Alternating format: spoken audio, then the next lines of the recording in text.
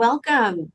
I'm Katrina Menzigian, and I'm very excited to have you all join us today. And we have a great panel and some great topics. So we'll jump into that in a minute. But first, a little bit of housekeeping. Can you please share with us where you are connecting from? We love that we have a global audience at Everest Group, and we've got global leaders here on the line with us. So please let us know where you're joining from. I am based in the Boston area, and I'm actually speaking to you today from San Francisco. That's the nice thing about these platforms. They allow us to connect in real time around the world. So do let us know where you're coming from. So just to frame up today's conversation, we like to connect with our analyst relations community from an Everest Group point of view several times a year. So we do a few LinkedIn Lives as well as an annual webinar. Just put a plug in, our annual webinars targeting specifically analyst relations professionals will be on January 13th. And we are got the information available for that, and we can even plug it in somewhere on the streamers here in this event. But separately, that's something to look out for. But we have these conversations with AR professionals as well as AR stakeholders and clients in order to sort of share best practices, to pick each other's brains, and to hopefully offer you something that you can take and implement in your practice right away coming out of the session. Thank you for those that have joined and have let us know. We've got folks from London, Germany, Missouri, Hyderabad, Florida, Colorado, Arizona, and the list goes on. Okay, excellent. Thank you very much. So I'm joined by this amazing panel today. We have Emma Handler with us, who is the Global Head of Communications for Persistent Systems. We have Bill Hopkins, who is the CEO and founder of KCG. And we have Lucinda Henry, who is with the Global AR team at HPE, but her focus specifically is on influencer relations. And so if you can't tell, these are the topics we're going to kind of tackle for the agenda today. We're going to be talking a little bit about partnerships, a little bit about influencers, which are more sort of up and coming topics that different AR teams are handling differently. But then we're going to wrap it up with a very fundamental aspect of analyst relations, and that's dealing with briefings and inquiries. And we'll have a conversation around how do you define those, how do you treat them differently, and we'll get to that in a few minutes. Okay, very good. So when I was thinking about what do we want to talk about today. Oh, and by the way, sorry, last housekeeping. There is a comment section in the pane on the right-hand side of your screen, and we would really welcome your questions throughout the conversations, your comments and your questions. We'll try to get some of them answered in the course of our discourse, and sometimes we end up doing a little bit of Q&A at the end. So do put them in, and we're monitoring that, and let us know if you have any questions or issues, and we're be aware that we can hear that from you. Okay, very good. So as I was thinking through the topics for today's conversation, I looked back over some of our research at Everest Group over the last 6 months. And as somebody who is in the role to lead our analyst relations program here at Everest Group, that's what my mandate is on behalf of the firm. It's my role to figure out what's important to you as AR professionals, and to make sure that we at Everest Group are paying attention to that, but also to create these kinds of conversations. So as I was thinking through what would be interesting for our audience today, I noticed a pattern in our research that links to my own conversations, and that has to do with partnerships in the marketplace. Our research is showing that we have more and more revenue for providers, for vendors coming in through their partnership channel. And at the same time, and some of you who are on the line, as well as some of my panelists here, had joined us for Everest Group's Elevate event in September in Dallas. And this very topic of partnerships was discussed on a live panel with a number of leaders of different technology providers and service providers. And everybody seemed to point to the same conclusion that in the future, and not so distant future, we're going to see more and more revenue, and maybe even the majority of revenue for our providers and vendors coming in through the partnership channel.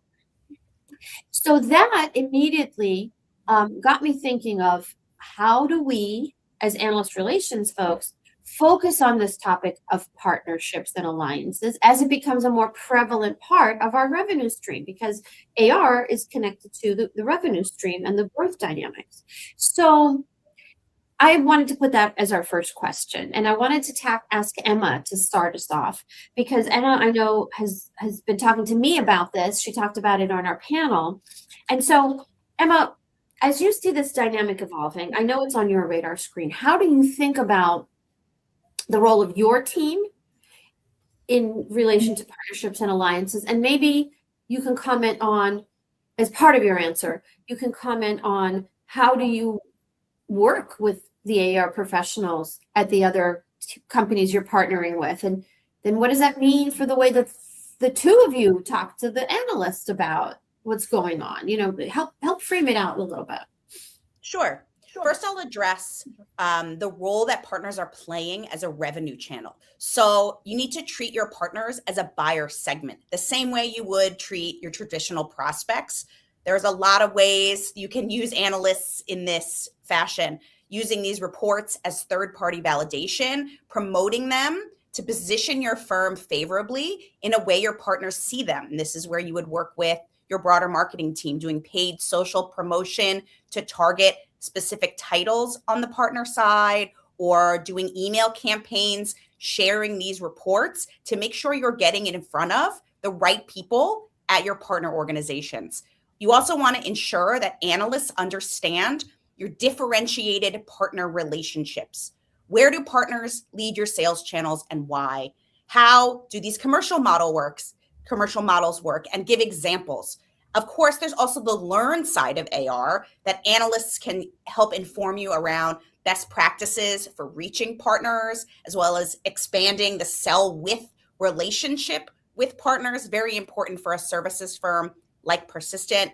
Competitive intelligence. How are other vendors in your space partnering, differentiating themselves, getting themselves in front of the right partners? So from the kind of the revenue generation side, those are the best practices we follow. But you can also work with your partners to communicate the value proposition. Persistent's a smaller firm, so we use partners to amplify our brand and to piggyback on their network, their brand awareness. We include partners in briefings with analysts. Many service firms like Persistent are co-creating solutions with partners and winning client deals together. So communicating this jointly to analysts, very, very valuable in differentiating yourself and taking advantage of your partners' events, meeting with analysts at these events, bringing a partner to these meetings, doing an analyst breakfast or dinner or lunch with a partner, and even a joint client, setting up one-on-one meetings, and inviting your partners to speak at an analyst day so that you are bringing in this kind of third party in front of the analysts. Okay. So where are the potential snags? Like where does the work with a partner firm, hit some bumps in the road? Like what should people be looking for? Yeah, it's super important that you're clear on who is driving the narrative. If you're doing a joint briefing with a partner, there should be no confusion on who is leading that conversation and setting the narrative. It can be as simple as whoever scheduled the call with the analyst. If I'm using my Gartner seat to schedule a working session or a briefing, then I am taking the lead. And you want to make sure you decide on the narrative very, very clearly in advance. What problem are you solving together? Why are you better, you as the vendor with your partner versus apart? What outcomes are you driving together? So making sure that everyone is aligned on the story you're telling prior, and that the priorities of you as the vendor versus the partner, as far as how you're trying to influence that analyst, that those are front and center. Okay. Okay. So you've you made the point that Persistent is a service company and Yes. you're a growing company. I was going to ask Bill. Bill, you work with a lot of large software providers. Does this equation look different from their point of view, or would they approach this dynamic differently?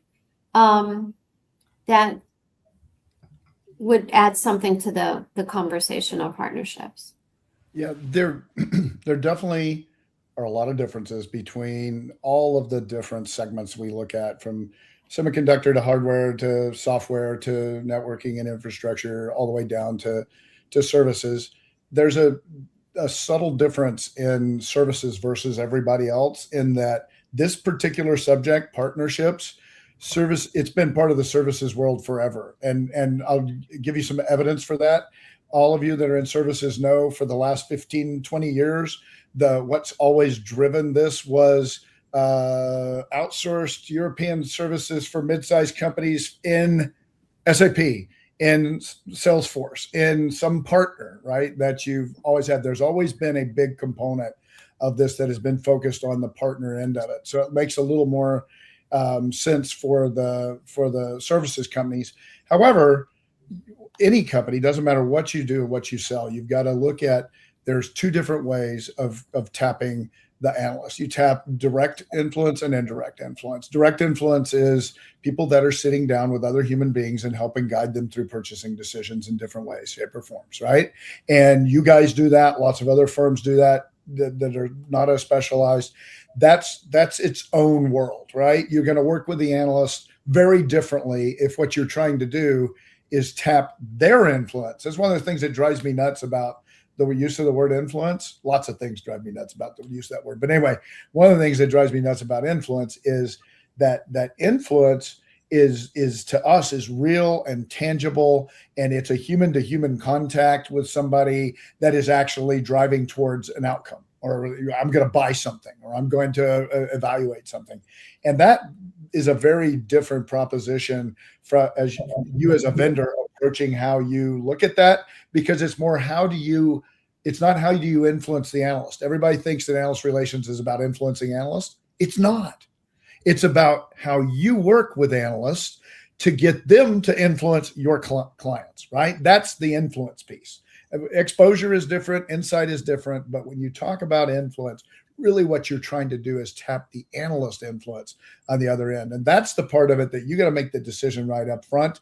If it is some kind of an asset, a report, a video, some social media engagement, things like that, that's indirect, right? That's not the direct influencing. That's an indirect influence that you can use on the marketplace. And that part is going to be the same across all partnerships at all levels.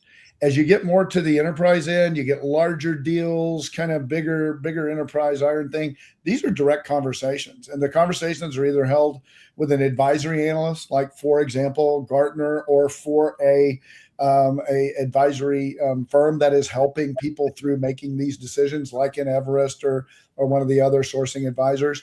That's a different value proposition. So when it comes to partnerships, first thing we tell everybody is, okay, make sure you're talking about direct versus indirect on the partnership and what value you're going to get from it. Then you can kind of move on from there.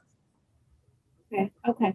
So when we talk about these partnerships, do you feel that that the AR teams themselves are being monitored or evaluated for their performance in relation to partnerships? Because one of the consistent questions that we always get is, and we have a question right now in the chat about metrics and monitoring, and that prompted me to ask, we have some established notion of monitoring and metrics for the bulk of AR kind of activity, but what about in the realm of partnerships? Like, Emma, do you guys look at how the success of your partnership efforts from an AR perspective and quantified in a certain way, or is that still kind of loosey goosey at this point. It's pretty loose, to be honest.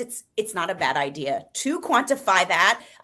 But we're using, because I lead comms, it is more than just AR. The things kind of bleed into one another. So for example, you place well in a report, you're doing a press release, getting a partner to provide a quote for that. That it's not quantified, but it's more, we're very opportunistic. Where can I bring a partner in to amplify what we're doing with an analyst, and then tracking it in a qualitative way, but quantifying it is not a bad idea. Okay. So Bill brought up the I word a few times. So the influencer word. So maybe this is a nice segue to that part of the conversation. And even the comments you made, Bill, are indicative of the fact that we don't have clear notions of who is an influencer, what constitutes, who is being influenced, and at the end of the day, are we all influencers? So Lucinda, I wanted to ask you to help start that part of our conversation by defining, at least from your experience and from HPE's point of view, and then Emma and Bill can share theirs. But how do you frame what is an influencer? Where are they on the spectrum? And where are analysts? On this spectrum? How do you approach the topic? Thanks. It's a great question. And yes, the term influencer has gotten muddied over the years. And I would say that most people in AR, when they think influencer, they immediately think of the independent analysts that offer a lot of pay for play in their offerings. But it's not just about analysts. It's many others are out there shaping buyer decisions. So it's industry voices on LinkedIn. It's podcast hosts. It's tech evangelists that are blogging or vlogging. It's YouTubers and thought leaders driving the conversations in all the digital channels. So do you think, so one of the reasons I'm interested in your point of view is because you're focused on influencers, but you sit within an analyst relations team. Yeah. And so why is that at HPE? I mean, there may be organizational reasons, but are there outcome-oriented reasons of why are you finding that analyst relations professionals need to be also focused on influencers? Or, in some organizations, could it be under marketing's purview? How are you guys thinking about the scope of what AR needs to think about? Yeah, I think for the most part, I've been doing influencer strategy for a while, and meeting peers around the world and talking about where these programs live. And most of them do live in communications, either in analyst relations or PR, or they may even be a standalone program. And really, it does live in comms because those teams are managing already those influential relationships with analysts and then the influencers. And the comms teams are ensuring alignment with corporate messaging, the entire roadmap, and company strategy. So we really do make it about a collaboration. So the conversations around this program begin early with product marketing and field marketing, because they bring the context of the story that needs to be told and where that influence matters most. And so once we scope out how we're going to, work with the influencer, then we bring in campaign marketing as a collaborator to integrate that influencer content into the campaign funnel. And it can be anywhere from demand gen, ABM, or, at a high level thought leadership to build awareness. It's not just a complementary thing. It's a strategic partnership from the start, no matter where it lives.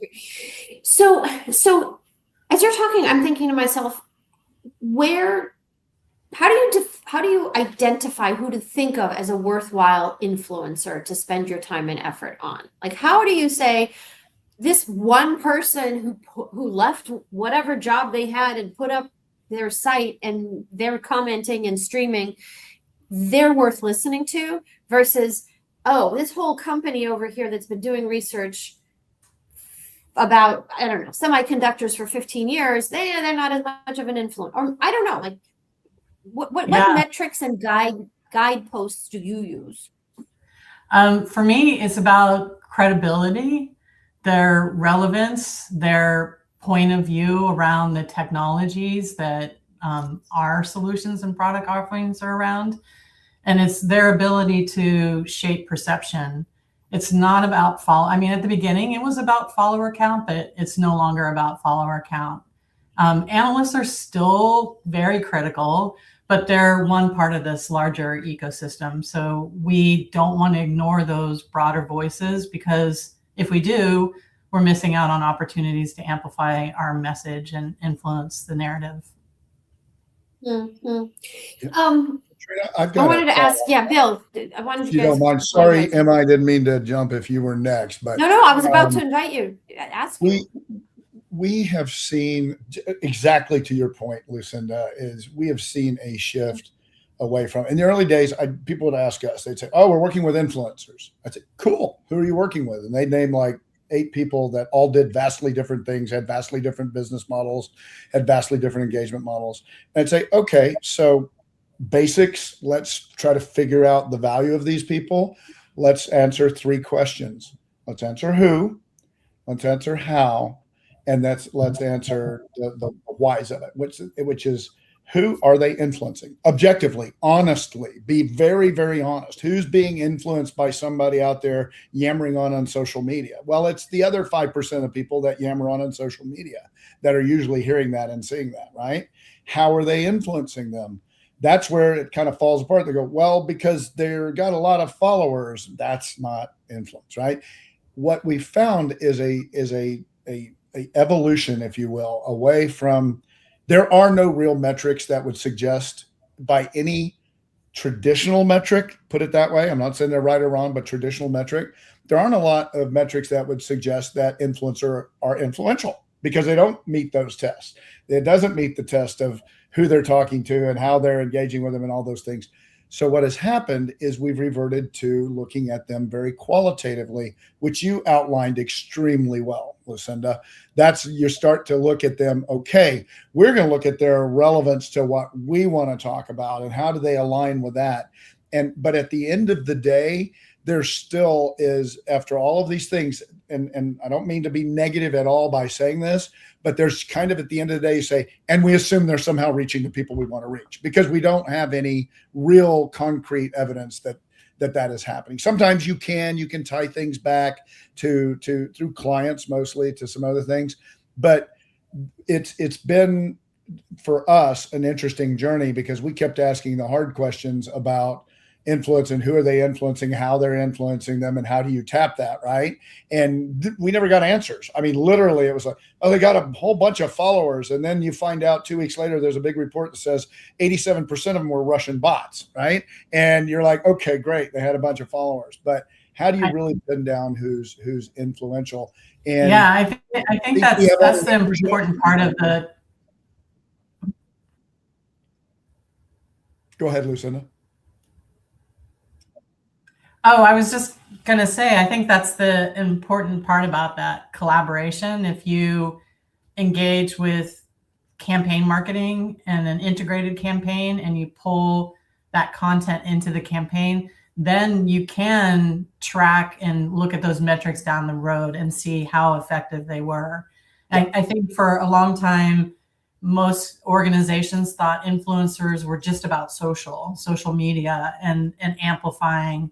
And it's about, I mean, that business model has shifted over the years. And in B2B, especially with the buying cycle so long, we have to look at those conversations and keep them going. So when you integrate that into the campaign, then you really can track the effectiveness of it. And I think more companies need to think about that, as pulling that content that's being created by those voices that have those audiences and pulling them into your campaign is super important, and that, collaboration needs to happen.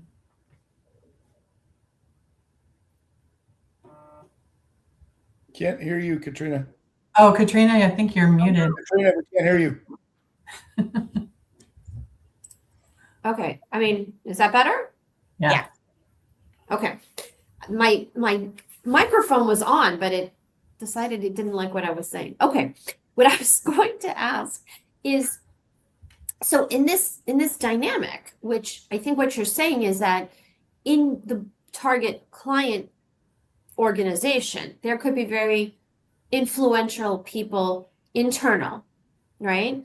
Who then affect the sale process to that company that they're part of, because they're internally communicating their impressions and their messages.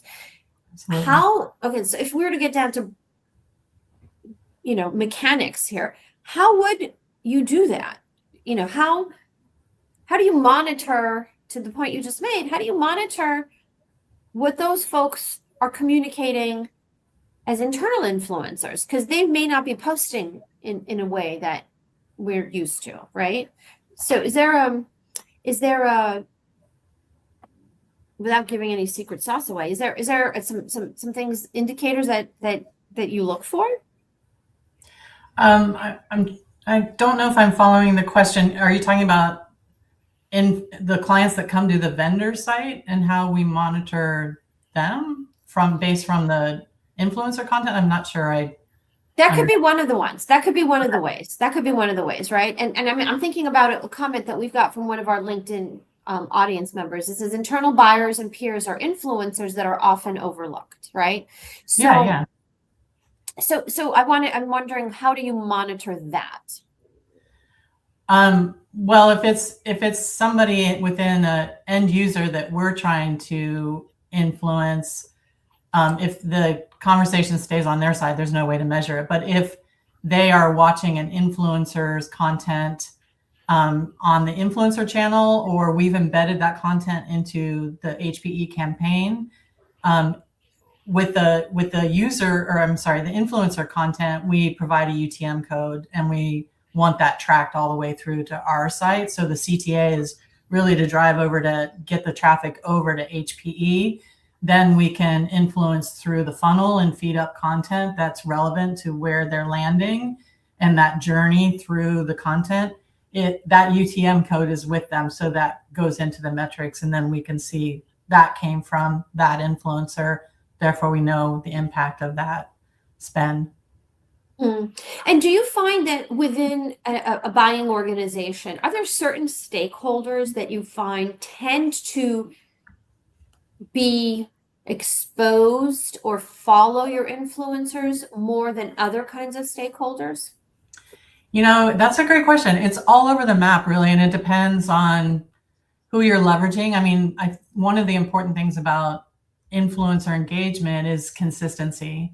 Before you see anything starting to work, you've got to have some consistent campaigns running with these voices. And if you're having, let's say, a launch, that launch is really about awareness, but there also might be some deep technology product information or insights that you want to get across.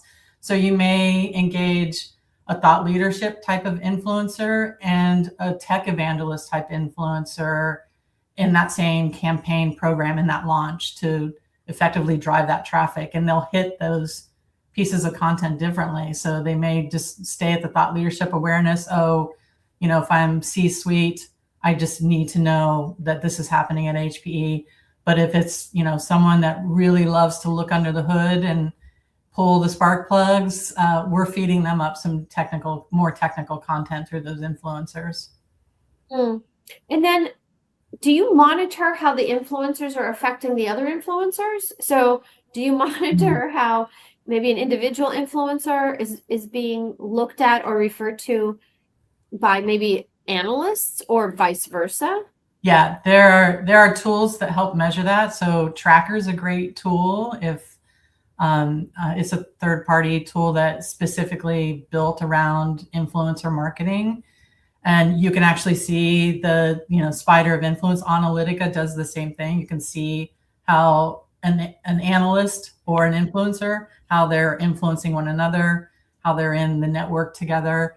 And that's all done in their tools through research and vetting. They're great tools now, especially with AI. It helps that research and vetting and understanding those networks even more.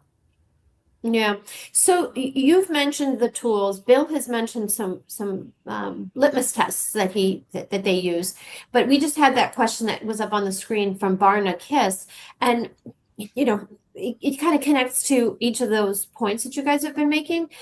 Can we spend just a minute? I don't want to beleaguer this point, but if we were to look at what are measurements that we are targeting, like are there outcomes that are considered good, and how do you measure those? Like, are they in terms of revenue? Are they in terms of just hits and engagement? Like, what are you using that you find effective? I think most companies are still looking at social media engagement scores, but if you really do incorporate it into your campaign, you can start to see the traffic that comes in from that influencer content, where it lands. You can start to see if they journey into a marketing qualified lead or a sales qualified lead. Depends on how your website is set up for scoring and modeling the traffic that comes in. And then once they're an MQL, or even if they join your newsletter, that's impact on that ROI too. So it could be a sign up for a newsletter. It could be turned into a marketing qualified lead. It could turn into a sales qualified lead. And then from there, you can track all the way through to buying cycle. I want to make a really quick statement, but then actually I want to know what Emma has to say, because she runs comms and a thing. My quick statement is most of our clients that we work with have and I kind of said this earlier, but I want to say it a little stronger now, have kind of abandoned the idea of actually measuring any kind of influence upfront, that somehow magically you're going to be able to figure out this. What they've been doing is, like Lucinda, they work with people that they've identified that align with their products, align with their positioning and messaging, telling the right stories, and then they monitor. It has to be kind of an after the fact. There's very little you can do up front to say, oh, well, that analyst firm is multi-billion-dollar company with thousands of clients. They must be, pretty influential. You can kind of make that guess. You can't do that with these guys. You have to measure it post things. So what we're seeing, and Lucinda, I don't want to steal any of your we talked about this in our pre-call, is that we see a lot of our clients literally they stack up their stable of influencers and they just rotate through them constantly. I'm going to deal with these for 6 months, kind of measure that, see how that goes. Then I'm going to go with these guys. We have even people that make up funny names for their stacks based on the name of the companies that they're working with, and they've got a stack of influencers and they measure how it works. I'm going to shut up because I want to hear what the head of comms at a services company has to say. Yeah, I actually want to tie it all together, right? So the piece that Lucinda said about seeing how it performs, whether you're getting an MQL to an SQL, that influencers collaborate on content and events very differently than a traditional analyst does. There's more of an ability to shape the narrative, make a strong statement, or even a controversial statement. And the way that an influencer will then promote and use their own network for whatever that piece of thought leadership is. I'm talking about a blog, a white paper, a webinar, even an in-person event. So we've had a lot of success doing small events with an influencer. They'll invite people from their network. And so seeing who they can get to show up, whether these are individuals at a company you're already working with, or it's a net new prospect you're looking to get access to, how are they able to open up their own Rolodex, if people even know what that is, right? To get these contacts showing up to the webinar. They'll maybe promote it from their own social. And some analysts are influencers, but not all analysts are influencers, and not all influencers are analysts, right? There is some overlap. And so it's kind of seeing how, when you do collaborate with them on some concrete piece of thought leadership, what are the kind of traditional metrics from as far as a pipeline goes. That's great. Like it. Yeah. All right. So a lot of stuff there to think about, and we've had some comments coming in. So it sounds like people are sharing the same experiences. We have some shared experiences out there that it resonates. So the biggest shared experience I think all analyst relations professionals have are around briefings. And I'm going to take the opportunity to share my view as somebody who was an analyst for many years here at Everest Group and elsewhere previously, to frame what is a briefing versus an inquiry, and then why does that matter? So the experience of briefings that I've had is in two forms. Either we're inviting you to participate as a seller, as a provider, vendor, whatever you want to call it, to participate in one of our RFIs.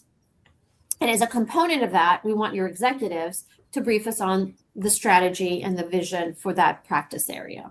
And we want to hear from your executives and then engage in a conversation with them. It's meant to be mutually beneficial to hear about where you see the market going and your vision and your strategy, and then to share our thoughts on that.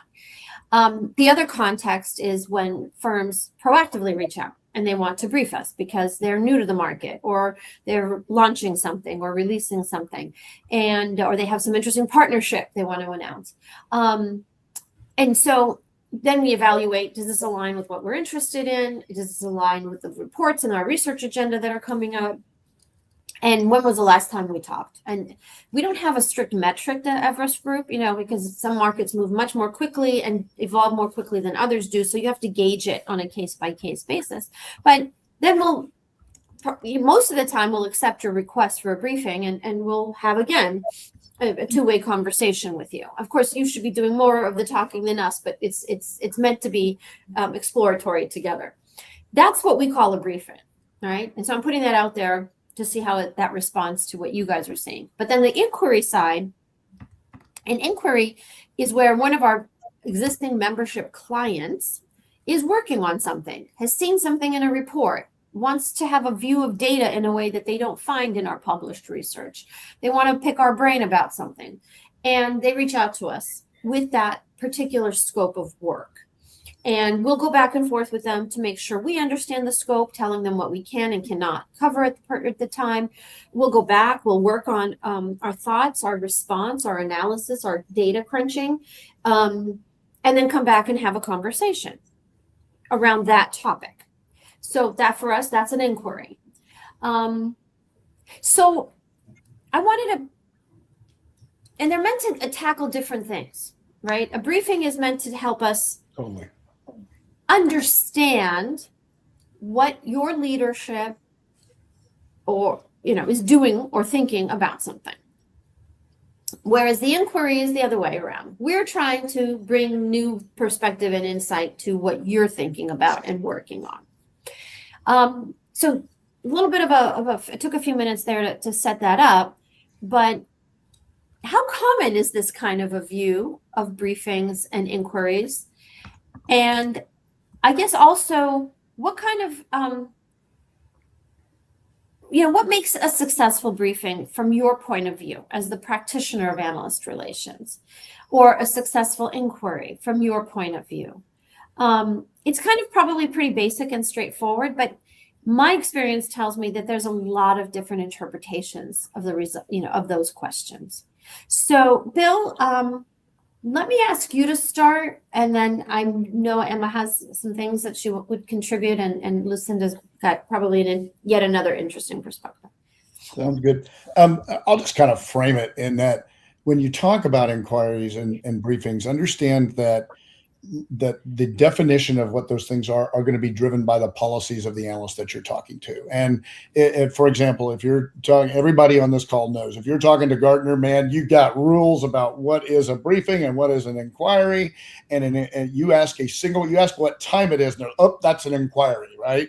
No questions. It's your time to brief them, not to ask questions. Now, different analysts act differently, and some of them will give you give you more information, things like that. But at some certain point, there's going to be a realization that you got to kind of play by their rules. And Forrester kind of does the same thing and puts rules around it, but it's very different at other firms. And I completely concur with what Katrina said. After watching this for almost 30 years and watching how people do it, use a briefing to convey information to the analyst, to give them information about products, about offerings, about where you're going and what you're doing, and literally think of it as a one-way conversation between you and the analyst where you're flowing information to them, right? And there's no expectation of a return.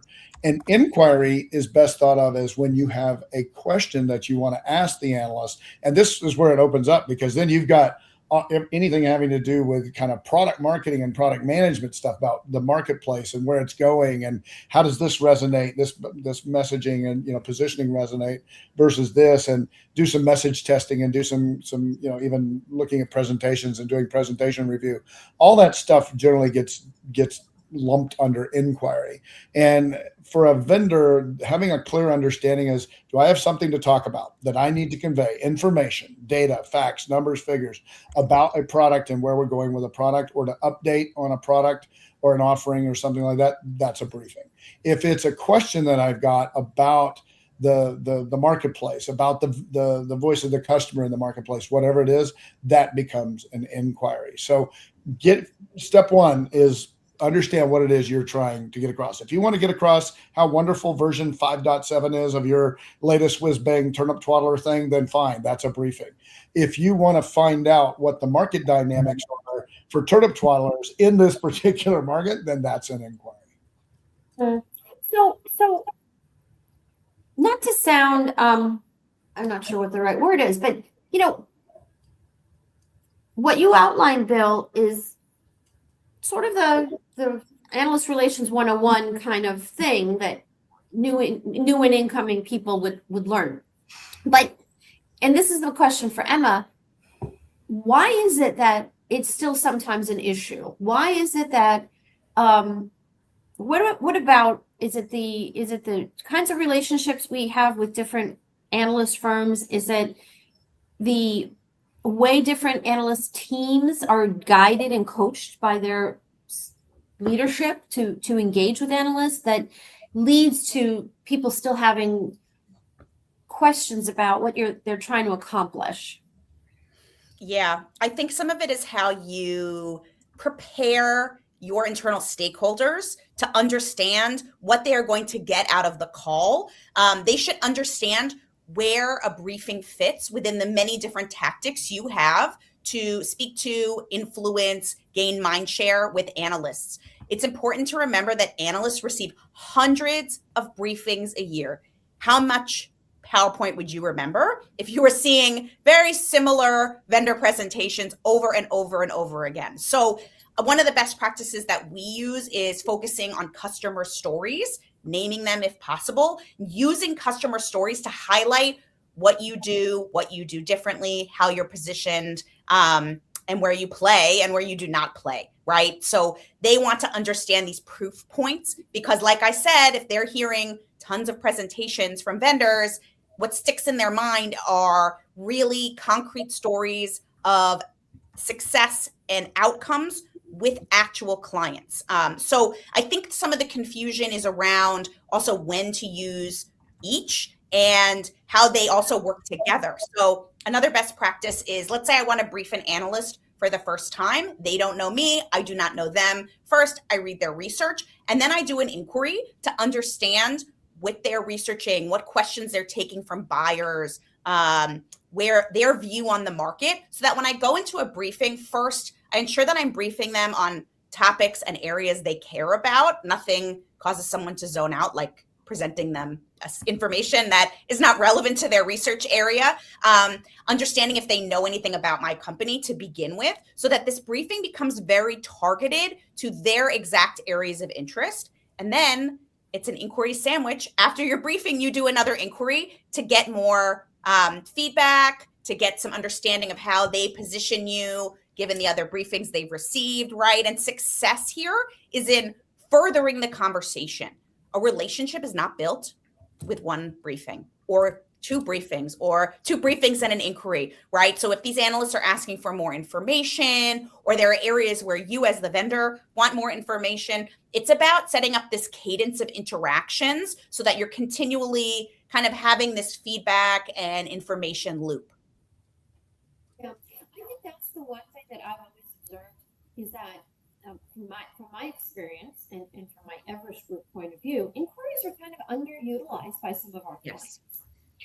And I don't know if you're seeing that as well in your areas, but we view an inquiry as an opportunity, to your point, of having a very contextualized conversation, right? Yeah. Before we do an inquiry, we may exchange a number of emails with the AR person and even the practitioner themselves to say, help me understand what you're trying to answer. Like sometimes we get this one-line question and it's like, can you tell us more about this chart in this report? And you're like, why are you asking this question? What do you hope to, what bigger questions or contextual questions are you trying to answer? So you need the back and forth, because then you can have a discussion when you actually finally get on the phone, as opposed to spending your time describing the data that's already there, right? And so I think inquiries are one of those areas where people leave value on the table, because you can get a lot more out of them if you invest in them a little bit. Yeah, I agree with that. I think that setting as much context in advance makes those 30-minute inquiry calls very valuable. The time goes very fast. And if you're spending time explaining why you're asking the question, you're wasting valuable time. The more you can share in advance, sharing presentations, for example, versus doing a briefing, that's something we've started to do is, here's the deck, let's have an inquiry so we can answer your questions and we can ask you questions. It makes it a lot more conversational versus I'm going to present at you for an hour. Maybe you're going to ask some questions. Hard to know what you'll retain. Mm-hmm. Lucinda, you're nodding your head. What's your experience with this? I am not an AR lead, so my experience is more periphery and just understanding how the AR leads work, and it's all very familiar. The frameworks that get set up is all very familiar. Yeah. I mean, the 30-minute inquiry thing is, I know, specific to some companies. It's not universal in the way, to Bill's point, like every firm kind of handles these things differently. So I think that's also part of the best practices, understanding what kind of inquiry you have with different firms and figuring out how to use those strategically, because it's also another opportunity for you as analyst relations to bring something of value to your stakeholder. If the stakeholders can join the call, then you're no longer in the position of capturing the information, interpreting it, summarizing it, and getting it out to your stakeholder. The stakeholder can just do it, be part of the conversation themselves. So it's worth understanding how those change firm to firm.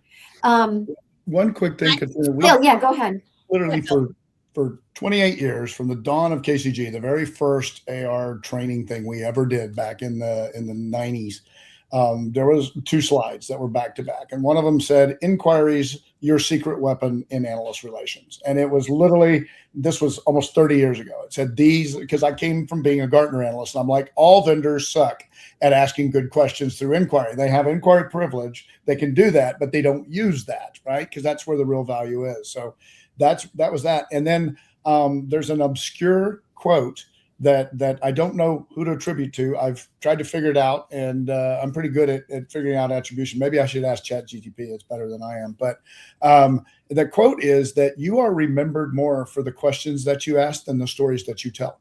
And I totally believe that. I can tell you, as an ex-analyst, I would remember people engaging with me. It's not so much really the question, but it's the fact that they engage and ask questions and the smart questions they ask. Because to an analyst, the stories that you tell all sound the same. And I'm not being mean. I'm not being ugly. It's just they do. And Katrina, you were an analyst. You can attest to that. It's like all vendors' shtick sounds the same, right? And so that doesn't differentiate and makes things stand out. But if you ask smart questions, oh man, that you remember that as an analyst. You're going to remember and hang on to that. So this whole idea, we pretty passionately believe that inquiries are underused, that by conversely, briefings are overused way too much. In general, vendors brief way too much. You should do more inquiry and less briefing over time. Briefing should be updates on things that are happening, and inquiries are smart questions. I'll leave it at that. Yeah. Oh, Katrina, we Can't hear you again. funky. Sorry. Okay. There you go. Sorry about that. Is There you that go. better? Yeah.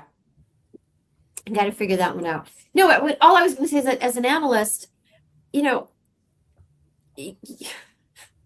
my experience is that most of us are pretty curious, pretty, we're kind of a little bit nerdy. And when it comes to trying to understand these obscure markets that we follow, That's me. and we get 30. excited, and we get excited by a good conversation. We Yep. get excited by a good back and forth with somebody, trying to figure something out. And I always looked at my conversations with the provider as a learning opportunity. But at the same time, you're both right. You hear a lot of the same things sometimes over and over again, because people are trying to anticipate what they want you to take away from the conversation with them, and they get caught up in this mental loop without necessarily just talking about the market. That's where the marketing and the briefing kind of meld, and then it gets tough. We had a question from Chetan, who is asking a more specific question, and I think maybe Emma, your points might have prompted this. He asks, after an analyst briefing, what follow-up actions actually drive real analyst impact? And you started saying that doing a briefing followed by an inquiry is one of the things you have found to be impactful. Are there others, or can you say more about that? Yeah. So Beth Hespy responded, my thoughts exactly right. This inquiry to validate how your briefing went, 100%. It's the inquiry sandwich. Inquiry to find out what the analyst wants to hear about, the briefing, then the inquiry to hear about how you did, anything you missed as well. And Katrina, I just want to, this ties into your point, getting your executives to attend and kind of lead inquiries is very, very important. It's all about building this relationship. Me as the head of comms or the head of AR, how many relationships can I hold and maintain over a long period of time? Not that many, right? And I don't want all the relationships to be tied to me. So success looks like not only the analyst getting to know your company, but the executive that is your subject matter expert, the expertise they bring to the table. I've had analysts then reach out to my executives directly. Hey, I'm researching X. Do you have a perspective? Where do you think I should go with this research? So when they start to see your executives as experts that can kind of educate them, that is success. The other thing that's really important with briefings is that you follow up everywhere the analyst says they want more information. You don't have to have all the information in your hour-long briefing, but if they say, I would love to understand, your cloud security managed services business, can you send me some information? If you don't follow up, that's the end of that. So making sure that you're continuing the conversation and giving them the information they request and proactively coming back to them. If there was a point they were particularly interested in January, coming back in April when you have updates on that point. So a lot of this relies on the AR person to properly prep their spokesperson, take great notes, and follow up after these interactions. I think you can also measure share of voice on that specific analyst if you have the right tools. There are tools out there which you can measure the share of voice and see if you're increasing that measure. Yeah, and so the thing that, are you guys able to hear me? My audible? Audio's funny. Sounds like you're very far away. Okay. Your Is microphone. this better? You. Yeah. Sorry, I'm not sure what's going on my end. But what I was going to say is that you bring up an interesting point, Emma, which is in order for those stakeholders, the line of business stakeholders, to be open to working with AR, it certainly depends on the AR person and the kinds of relationships that you form.